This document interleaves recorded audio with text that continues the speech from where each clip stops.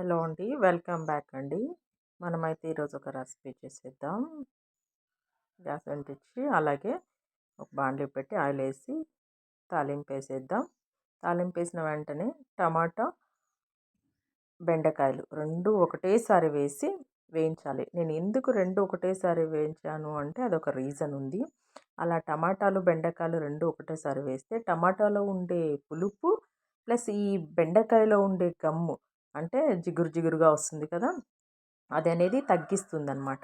మేమైతే ఇది మా అత్తమ్మ గారు చేసినప్పుడు ఎప్పుడు ఇలాగే చేస్తారు. చెప్పొచ్చు ఇది మా అత్తమ్మ వంట, స్పెషల్ వంట అని.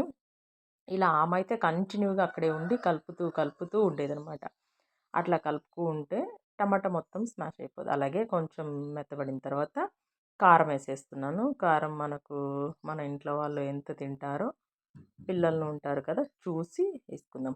అలాగే ఉప్పు, గరం మసాలా వేసేసి మంచిగా మనము గరిటెతోటి అలా కలుపుతూ ఉండగా టమాటా మొత్తము అంతా పేస్ట్ అయిపోతుంది.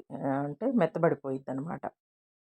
అలా మెత్తబడుతూ ఉన్నప్పుడు ఈ బెండకాయలు మనము వచ్చేసి పచ్చి వేసాం కదా! అలా కలుపుతూ ఉన్నప్పుడు ఈ గరం మసాలా మంచిగా ఆ బెండకాయలకు పట్టి, ఆ పచ్చి వాసనంతా ఆల్రెడీ టమాటాతో యాడ్ చేసేసాం కాబట్టి బెండకాయ పచ్చి వాసన కొద్ది వరకు వెళ్ళిపోయి ఉంటుంది. ఇప్పుడైతే మరలా మనం పసుపు ఇవన్నీ వేసాం కాబట్టి కారము, గరం మసాలా అలా తిప్పుతూ ఉండంగా ఎవరైనా తింటారు. అస్సలు బెండకాయ అంటే ఇష్టం లేని వాళ్ళు కూడా ఈ బెండకాయని ఇష్టంగా తింటారు. ఇలా అయితే చేసుకోండి. అయితే మీకు ఇందులో నచ్చితే మీరు కొంచెం వాటర్ కూడా వేసుకోవచ్చు. బెండకాయ మీరు మెయిన్ రీజన్ ఏంటంటే బెండకాయ కట్ చేసేటప్పుడు మీరు చిన్న చిన్న ముక్కలుగా అలా కట్ చేయొద్దు. ఇలా పెద్దగా అంటే కొంచెం మీడియంగా కోసుకోవాలి.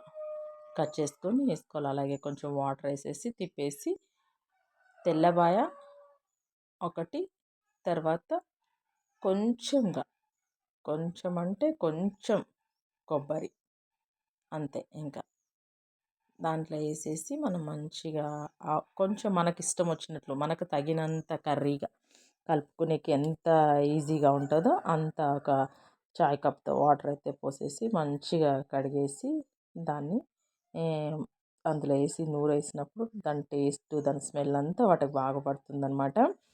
అయితే ఈ బెండకాయ అంత మటుకు నీళ్ళు ఉంటే సరిపోతుంది. ఇంతైతే సరిపోతుందనమాట. మనకు రైస్లో ఈజీగా కలుస్తుందనమాట. ఇలా అయితే మనం చేసుకుంటే మీరైతే ఎలా చేసుకుంటారు బెండకాయ? ఒకసారి కామెంట్ చేయండి. అంటే ఒక్కొక్కరు ఒక్కొక్క రకంగా బెండకాయ ఫస్ట్ ఫ్రై చేసి అట్లా కూడా ఇంకొకసారి చేసి చూపిస్తాను. బెండకాయ మనకు ఇట్లా పగలదనమాట. అట్లే ఉంటుంది. చాలా సూపర్ టేస్ట్ అంటే ఒక రేంజ్లో ఉంటుంది ఈ టేస్ట్. ఈ బెండకాయ కర్రీ అనమాట. సూపర్గా ఉంటుంది.